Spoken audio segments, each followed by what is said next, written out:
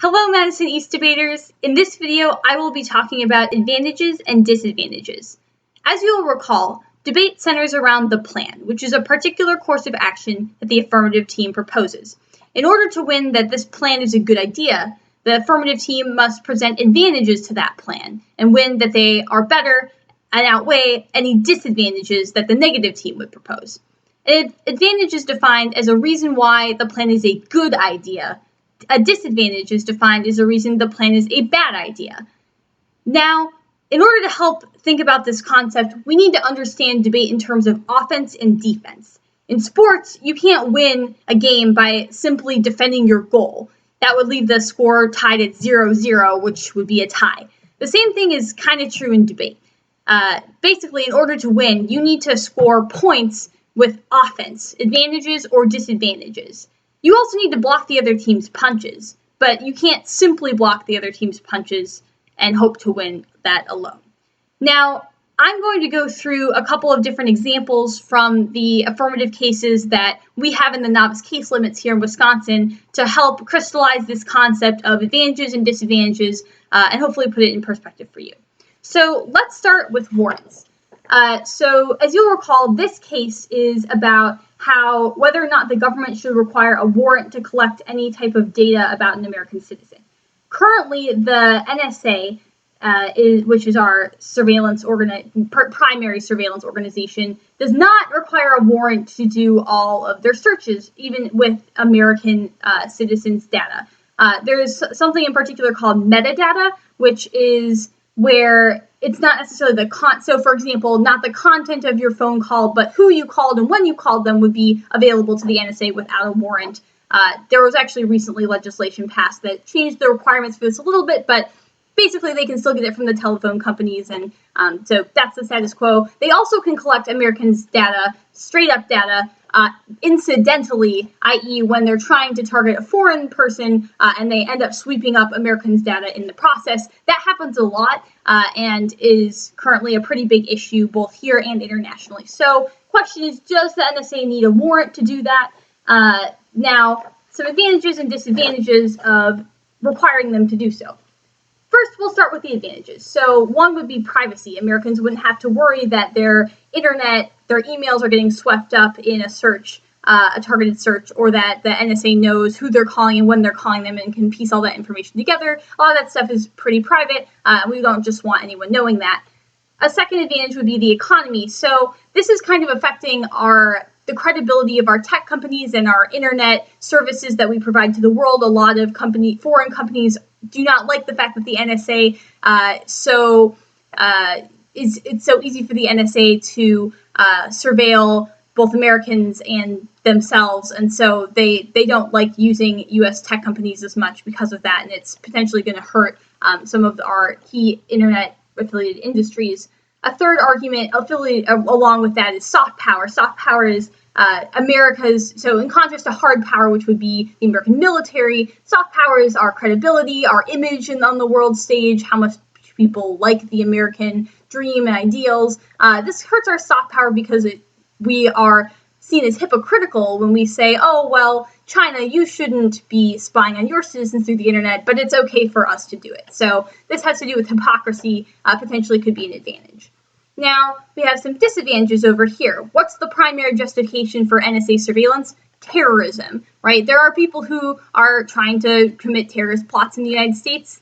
The NSA argues that they need to be able to act quickly and to surveil a lot of different people without the arduous process of going to a court and getting a warrant before doing all of that. They say that this kind of a proposal would make it very, very hard for them to do their jobs. A second disadvantage is political one. It's controversial in Congress, to say the least. The topic of surveillance is Republicans and Democrats are divided on this. If President Obama were to try to push for more restrictive surveillance legislation, that potentially could spark a fight that would impact other bills we're trying to pass right now. It also could impact the way the electorate sees the Democrats and maybe affect the election. Now, this is I would say probably a smaller disadvantage, or a maybe less plausible one than the terrorism argument, but it's something that you'll probably hear other teams say. Now, let's take another case. The war on drugs. This area of the topic argues that the surveillance apparatus associated with the implementation of our drug laws, so things like stop and frisk policies where the police search people for drugs, the surveillance of criminal networks that distribute drugs, that we should curtail that because the implementation of the war on drugs has a lot of issues with it, and that we should move towards having a more harms reduction-based approach to drug use. So what are some advantages and disadvantages of that? I'll start with some advantages. So one would be the economy.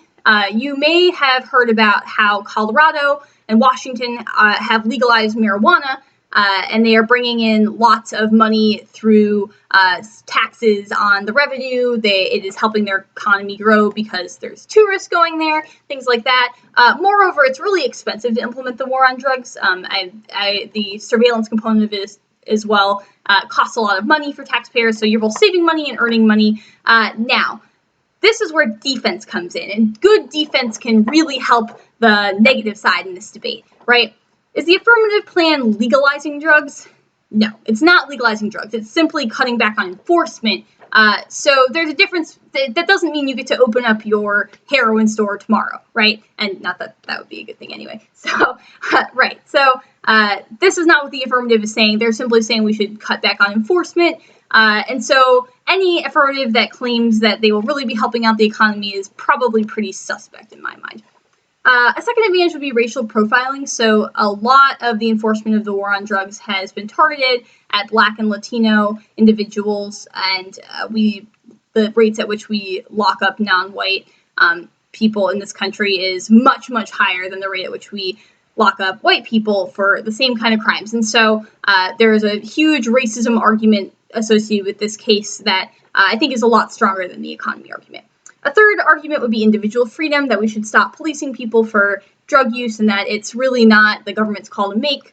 You might hear someone make that argument. There's also an environmental argument, although, again, I think this applies more to the drug war in Mexico than in the United States, but a lot of the ways that we target drug producers is to eradicate their crops with a bunch of chemicals and just, we use surveillance, we figure out where those farms are, and then we go in and we destroy them using horrible pesticides that are really bad for the environment. And so there's a solid argument that that's not really a good thing. Now, some disadvantages. Obviously, drug use. If we stop enforcing the war on drugs, and especially without any of the apparatus in place to kind of have a path to legalization that doesn't includes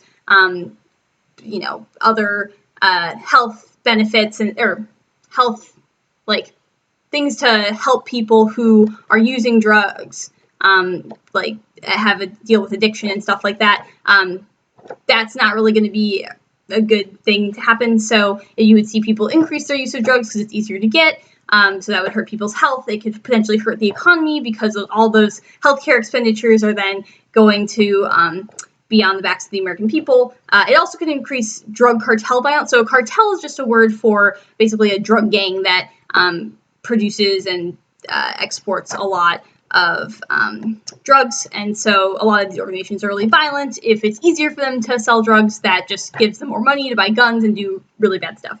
If we also stopped enforcing our drug laws, that could potentially break some international treaties. We are party to the Convention on Narcotic Drugs, the Single Convention on Narcotic Drugs, and so that would not look very good on the world stage, a lot of people would argue.